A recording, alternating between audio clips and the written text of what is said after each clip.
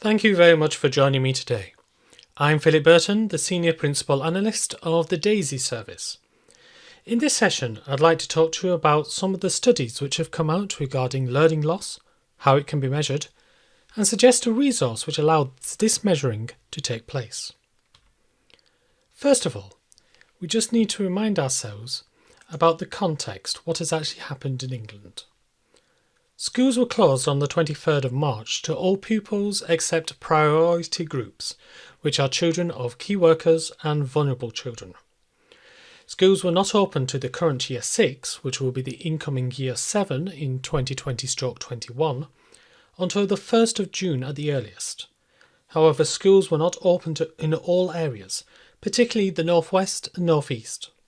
In the best case scenario, there was a minimum 7 weeks and 2 days for the majority of pupils, for around 97% of Year 6 pupils, not attending formal school. However, not all vulnerable children have been attending school. Throughout March, April and May, the percentage of pupils attending school has remained at around 2 to 2.5% of all pupils, except for spring holidays and half term. At its peak, on the 21st of May, 75,000 vulnerable children were attending. This represents only 15% of the estimated 500,000 pupils classified as children in need or who have an EHC plan. So 85% of vulnerable pupils were not attending that day. When schools started to open for Year 6 pupils generally, around 3 in 8 children had been attending, between 37 and 40%. However, not all schools have opened their doors to Year 6 generally. In the first week starting 1st June, only around a sixth of all Year 6 pupils returned. In the second week, this rose to a quarter. This means that in England, 3 out of 4 Year 6 pupils have not returned to school since mid-March. So what could the learning loss be? The Northwest Evaluation Association, based in Oregon, estimated the following in an April 2020 report, and this analysis is for the British equivalents of years 4 to 9. Its model suggested that the learning loss would be around 30% of a year for reading and more than 50% for maths. However, in some grades, notably what in Britain we call Year 6, they are estimating that the learning loss could be the entire year's worth. Now, it should at this stage be noted that while I'll be talking a lot about English and maths, learning loss extends beyond that to science, humanities, languages and other subjects such as the arts. There is also potential loss in terms of mental health and well-being, which are fundamental to learning success. However, you will note that there will be a lot of references, both in the American and English studies, to those subjects which are measured the most. What you can see on screen is the results of their modelling. For mathematics, learning increases at the average rate up to mid-March, which was when schools were closed in Britain as well as in America, and then projects what could have happened and what probably happened during the COVID slide. But this is a bit too complex, so let's break this down. If we take the current Year 6 as an example, then this model shows that there would have been a learning gain throughout the year until the middle of March. And this learning gain should have continued until the end of the summer term, following which there would be some learning loss throughout the summer, which appears to be more extreme for Year 6 than in other years in America. So even with this summer learning loss, there would still be an overall learning gain throughout the year.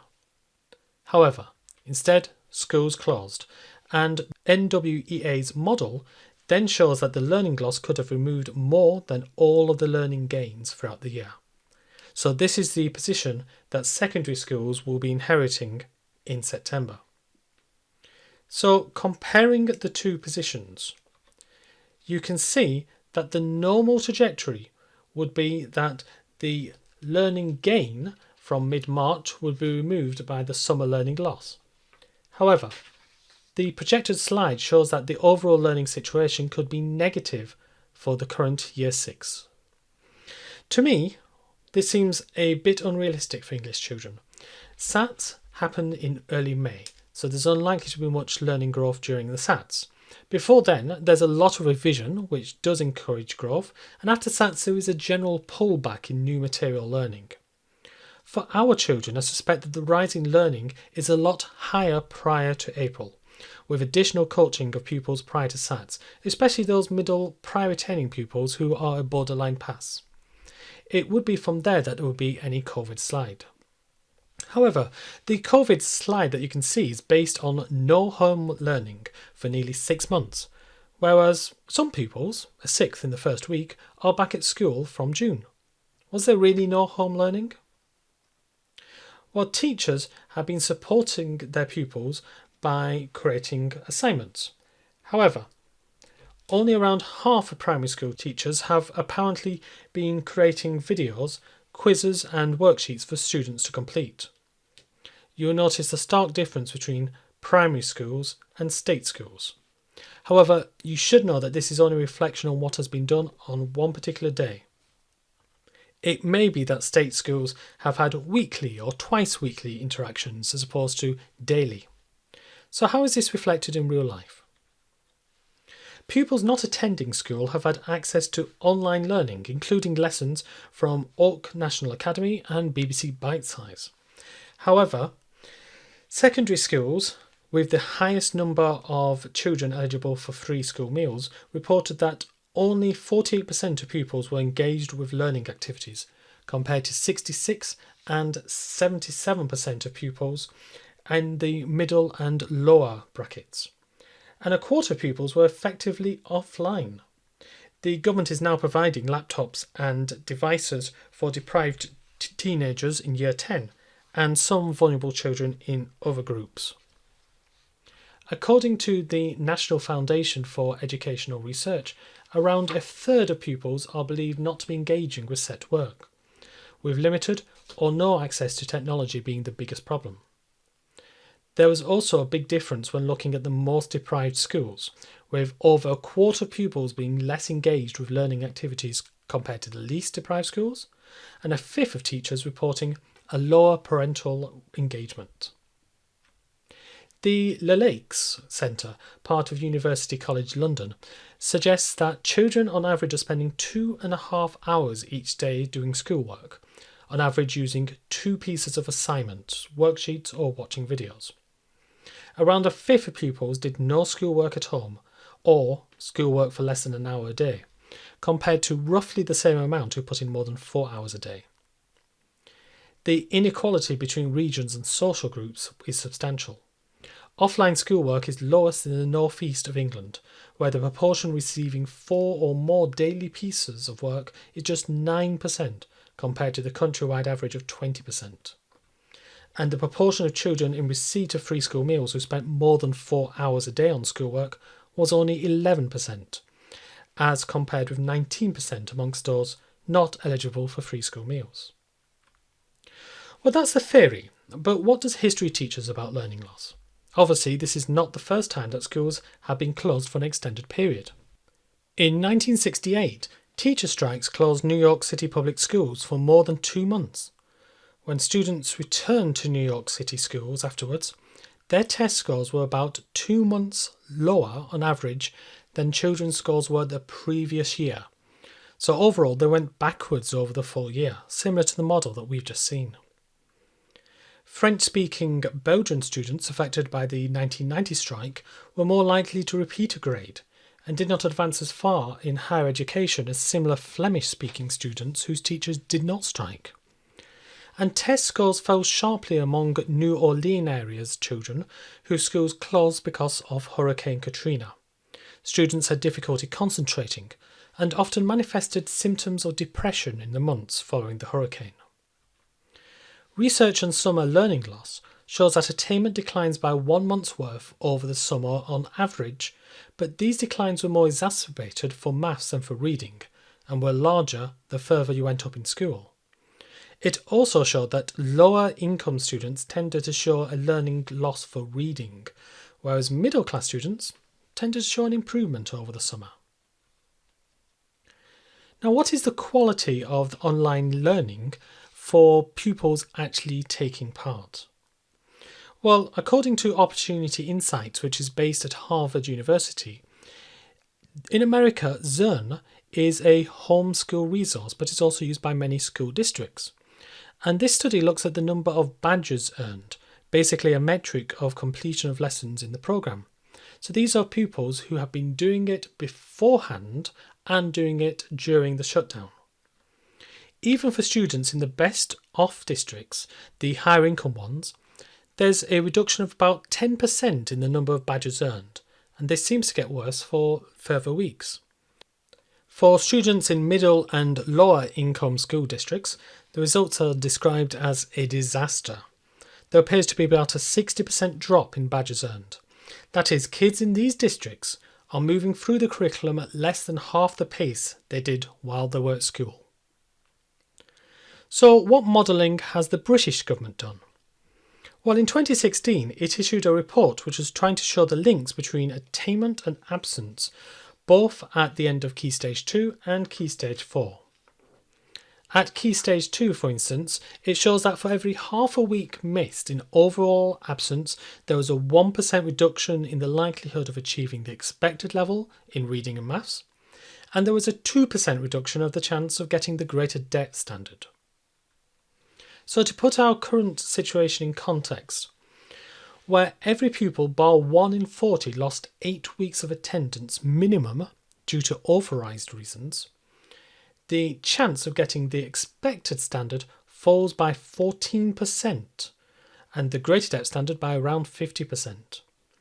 This analysis also shows that the chances of getting 5 or more good GCSEs reduces by about 5% per week, up to around the 9-week level. Of course, this analysis was done largely in a situation where there was no academic schooling during the authorised absence, whereas over the last several months there has been, albeit with various degrees of success due to reasons we've looked at previously.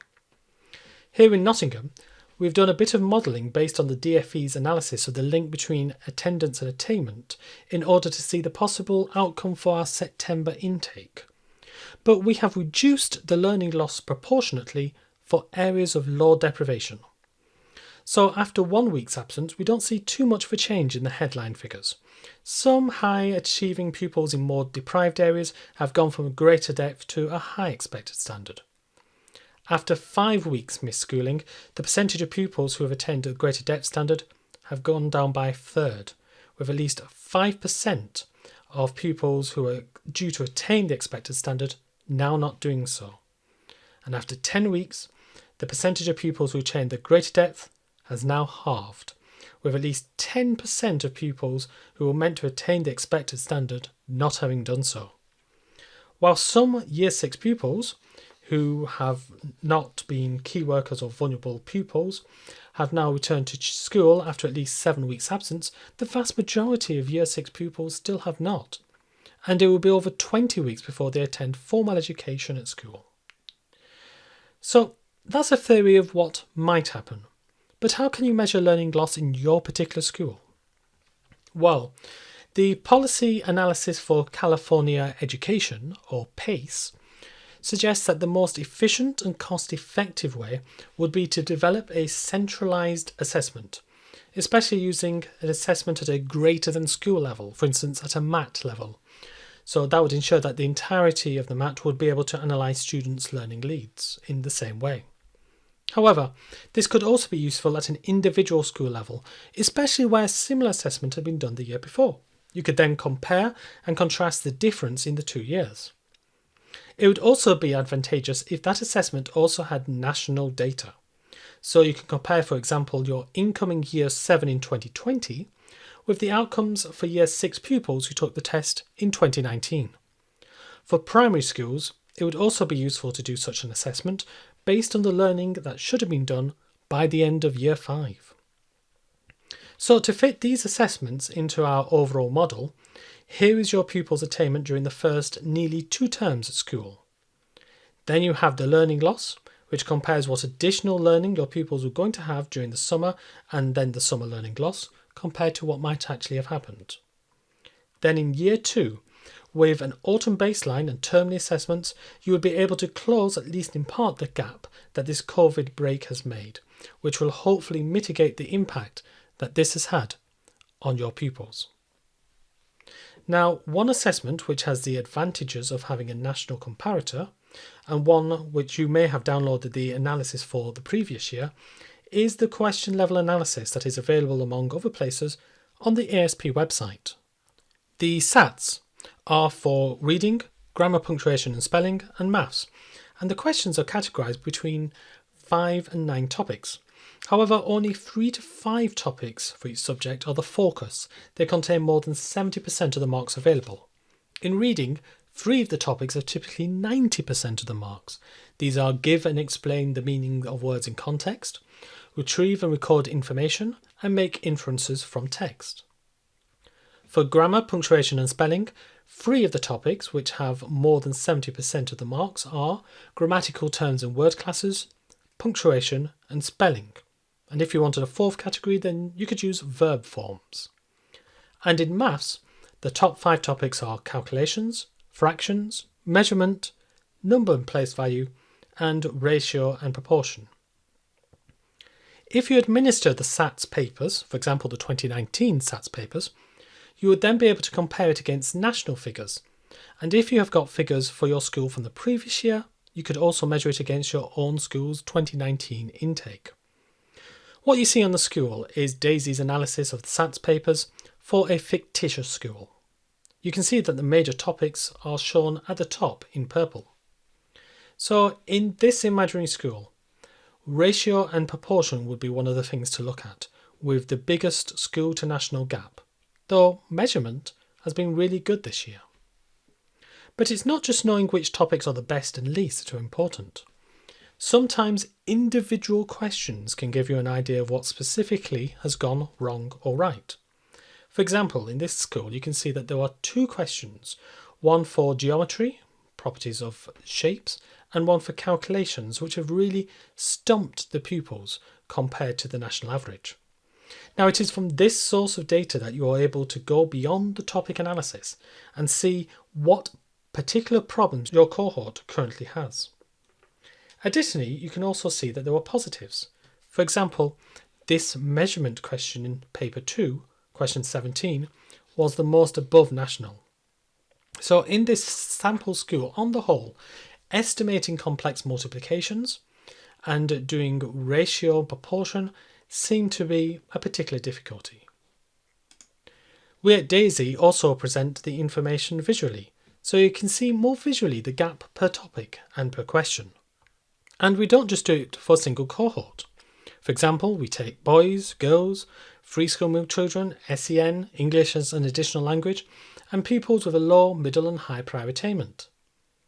For secondary schools, we also provide an analysis by primary school. For example, you may find for one school that there is a strength in one area but a weakness in another. It could then be relatively simple to have catch-up sessions for all of those pupils from that school in one particular area on that topic, with catch-up sessions for another school in a different area. And finally, we have our class profiles and our pupil profiles. Our class profiles for secondary schools are a mini report focusing on just one individual class. So you'll be able to see strengths and weaknesses for one class would be completely different for another.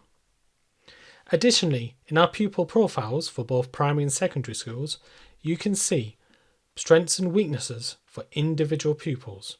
They're on one page for primary schools, and for secondary schools they're on 2 separate reports, so they can go to the separate English and maths teachers. For more details about how we can help your school, please go to our website www.daisi.education/QLA. There you can see more details about our question level analysis reports for both primary and secondary schools and how they could help your school measure learning loss and in which topics. So I hope you found this presentation to be useful. We've had a look at some of the studies concerning learning loss, how it can be measured, and a resource which allows this measuring to take place. If we can help you further, please let us know. Thank you very much for listening.